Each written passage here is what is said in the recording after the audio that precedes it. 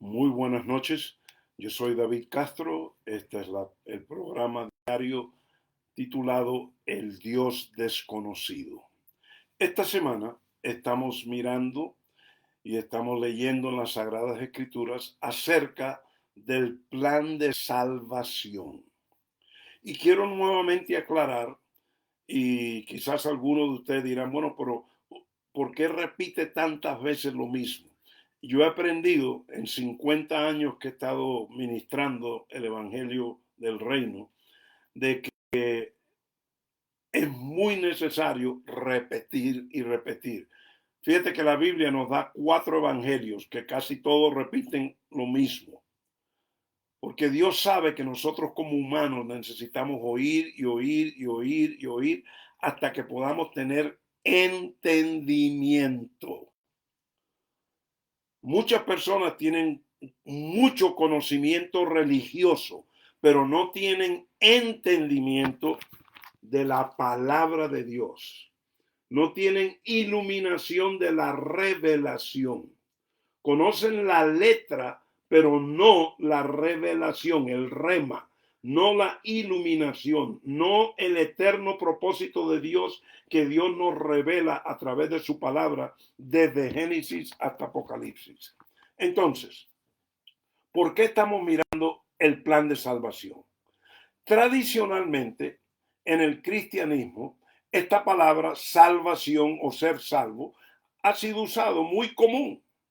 Y lo que se entiende por el plan de salvación comúnmente y tradicionalmente es que cuando un hombre o una mujer confiesan por fe a Jesús como Salvador y que con su sangre reciben perdón de sus pecados y a Cristo como Señor, en ese momento son salvos.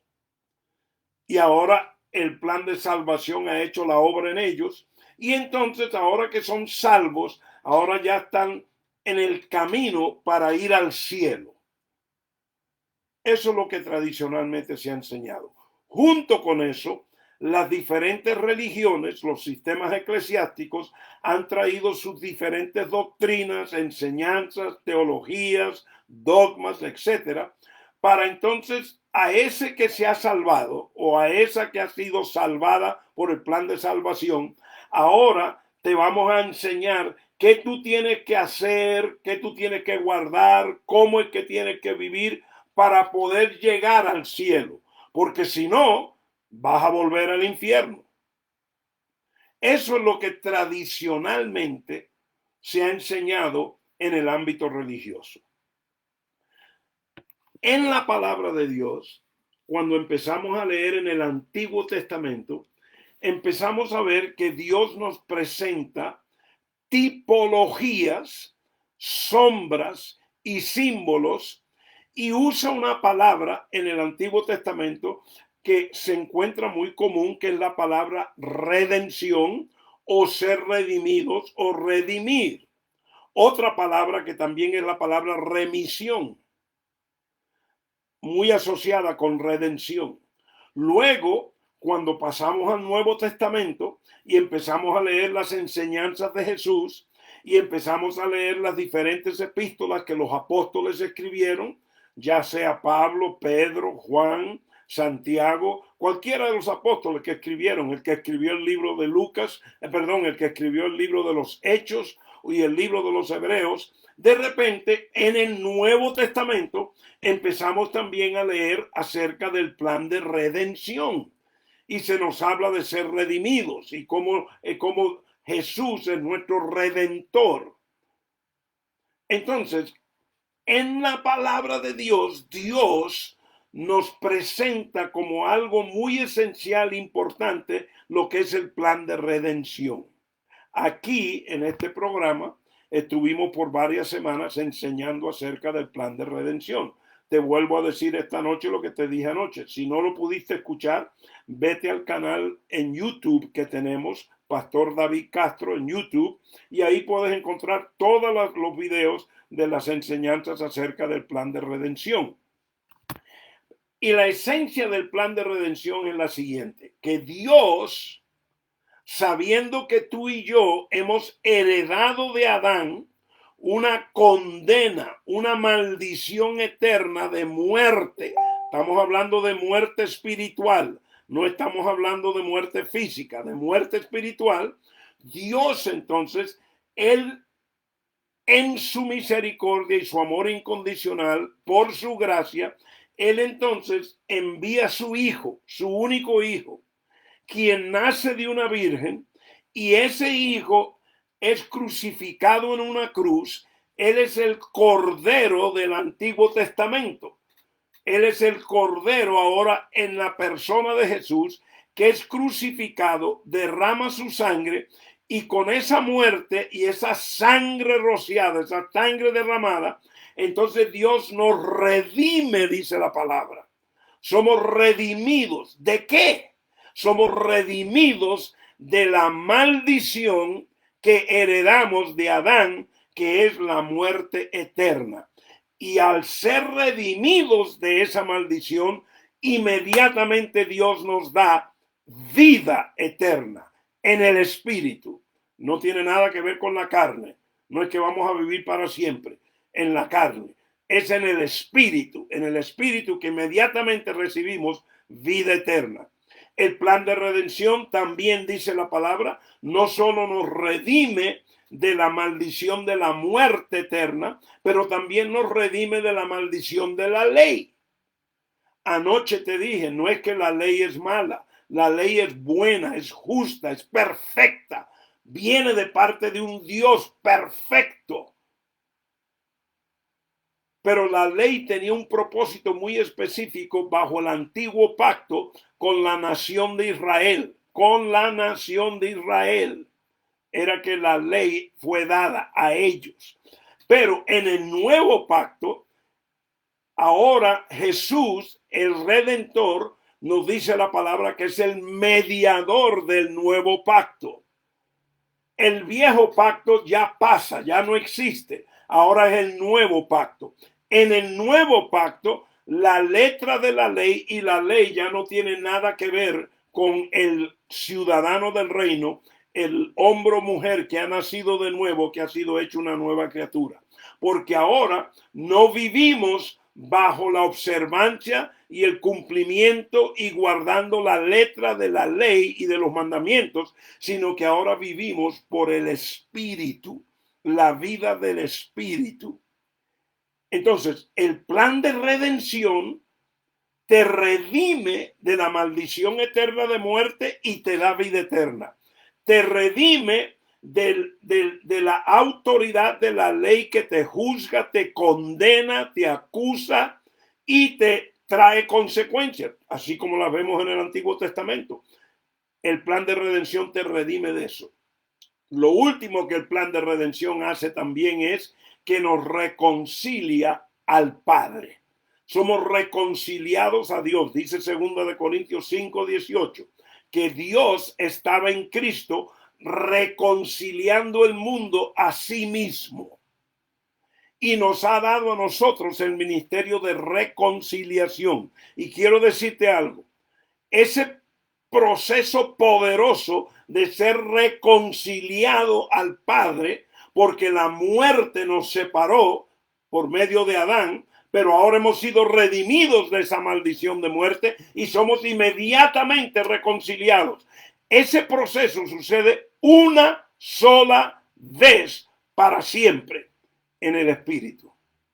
Cuando tú y yo fuimos reconciliados al Padre en Cristo, eso es para siempre. Nada te puede separar de esa reconciliación. Nada. Nada. Y ahí donde está el problema. Que la religión no ha sabido entender y mucho menos enseñar o practicar, o lo que queramos decir, esto que te acabo de decir. ¿Y qué ha hecho la religión? La religión se olvidó de que estamos bajo un nuevo pacto. Hablan del nuevo pacto, pero enseguida meten la ley.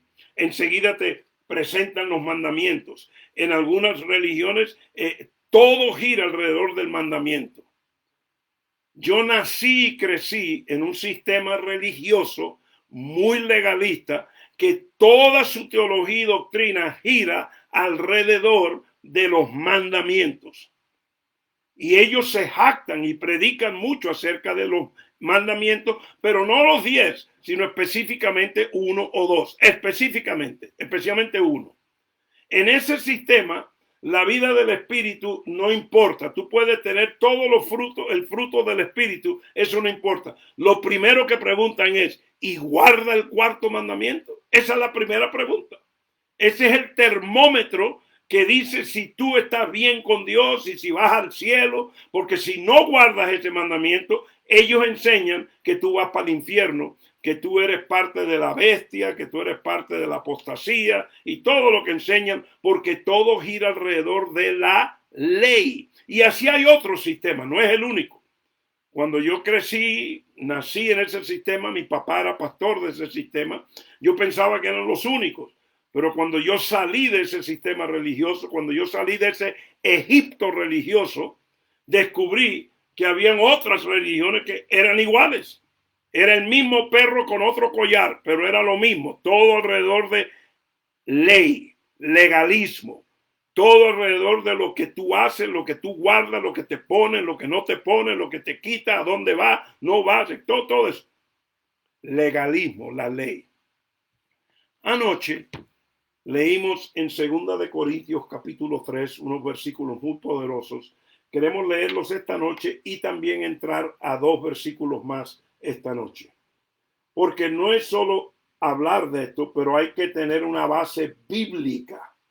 Y por eso vamos al contexto de 2 Corintios capítulo 3 y empezamos en el versículo 4. Los 3 primeros versículos tienen que ver con el saludo que Pablo está dándole a la eclesía en Corintios. Entonces por el tiempo no los leo, pero vamos al 4.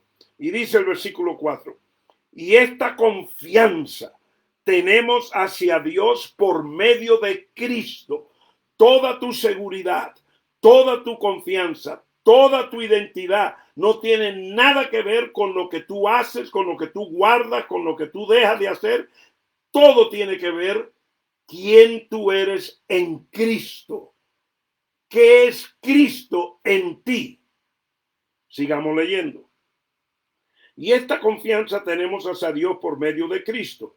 No que seamos suficientes en nosotros mismos para pensar que cosa alguna procede de nosotros, sino que nuestra suficiencia es de Dios. Poderoso. Sigamos leyendo.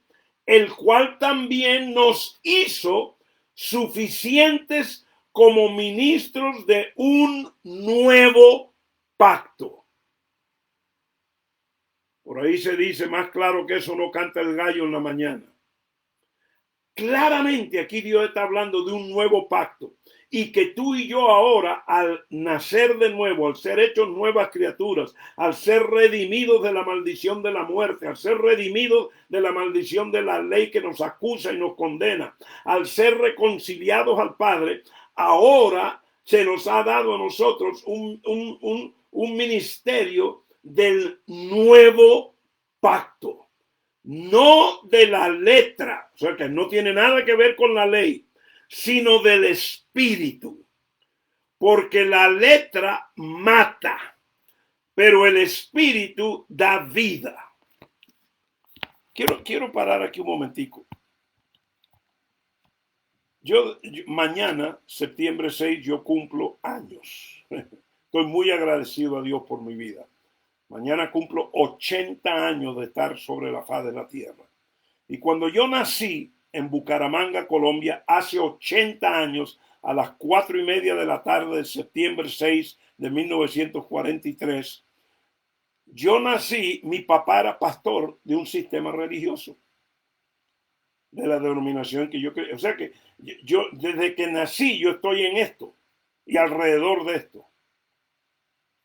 Por eso yo doy gracias a Dios que hace muchos años, hace ya casi más de 40 años, Dios me dio iluminación y entendimiento del nuevo pacto. Me dio entendimiento de lo que estamos hablando ahora. Y fíjate lo que dice aquí este versículo, y ahí donde voy. Porque la letra mata, pero el espíritu da vida. Yo llevo 50 años en el ministerio tiempo completo. Tiempo completo. No he hecho nada más que el ministerio. 50 años. He tenido muchos amigos que han sido líderes. Llámenle pastores, evangelistas, apóstoles, profetas, maestros, líderes. Y he tenido algunos de ellos, amigos míos, que se han suicidado. Y algunos de ellos, antes de suicidarse, me compartieron las luchas que estaban teniendo, el estado de depresión en que vivían. Tenían ministerios de mucho éxito. Yo tenía un amigo en California que tenía una congregación grandísima, más de 3,000 miembros. Hombre joven, con su esposa y sus 2 hijos. Y él y yo éramos buenos amigos y él me llamaba a veces con lágrimas llorando. Ay, estoy pasando por... Él sufría mucha depresión. Y mucha de su depresión es porque él no se sentía que tenía valor alguno delante de Dios. La letra de la ley, de la tradición religiosa en que él creció, que fue diferente a la mía, pero que como te dije ahorita, el mismo perro con diferente collar, lo condenó tanto que lo mató. Y él dejó una carta, él le dejó una carta a su esposa y a sus hijos, y a mí me dejó una carta porque yo era uno de sus amigos. Y él me dijo en la carta, yo esa carta no la he guardado, yo la leí y la destruí. Y esto fue hace ya como 8 o 9 años atrás. Pero él me dijo, David, nunca dejes de seguir enseñando acerca del poder de la gracia y del nuevo pacto y la vida del Espíritu, porque la letra mata. A mí no me ha dejado en paz. Tengo un ministerio de éxito. Todo el mundo me ve y cree que yo soy lo mejor y que tengo lo ideal y todo el mundo quiere tener lo que yo tengo. Lo que no saben, lo destruido que estoy por dentro y ya no quiero vivir más porque esto me está condenando y me mata y se mató. Cogió una pistola y se metió un tiro en la cabeza. La letra mata. Pero el Espíritu da ¿qué? El Espíritu da vida. Por eso, mi familia, es que es muy importante entender qué es el plan de salvación. El plan de salvación no es para que tú nazcas de nuevo y ahora vas a ir a un lugar que se llama el cielo. El plan de salvación es la obra diaria, constante, que Cristo, no Jesús, Jesús ya hizo su obra de redención en la cruz. Él ahora como Cristo está haciendo otra obra. Él ahora es nuestro mediador, es nuestro abogado, intercesor. Él ahora es el que está obrando en nosotros. Él es el que nos santifica. Él es el que nos transforma. Él es el que renueva la mente. Es por su justicia, es por su poder, es por su gracia, es por su espíritu. Todo lo que somos, ¿en quién? En Cristo, como dice el versículo 4 de 2 Corintios 3. Tenemos confianza por todo lo que somos en Cristo, nuestra identidad en Cristo. Y yo te he compartido el extremo de un amigo que se suicidó. Yo conozco muchos que no se han suicidado, pero han vivido una vida de amargura, de depresión, no tienen paz, no tienen gozo, mueren antes de tiempo, llenos de enfermedades, etc. ¿Por qué? Porque espiritualmente no tienen seguridad, no tienen confianza quiénes son en Cristo Jesús. ¿Por qué? Porque tienen la ley. Ahí está la letra, condenándolos. ¿Y qué hace la letra? La letra mata. Vuelvo a decir, no es que la ley es mala, no, la ley es buena, es justa y es perfecta. Pero Dios sabe que para ti como hombre o mujer y para mí es imposible guardar la ley. Y Él no acepta de que solo guarde 1 o 2 o 3 mandamientos. Él requiere totalidad observancia, irreprensible en cuanto a la ley. Eso es lo que Él pide.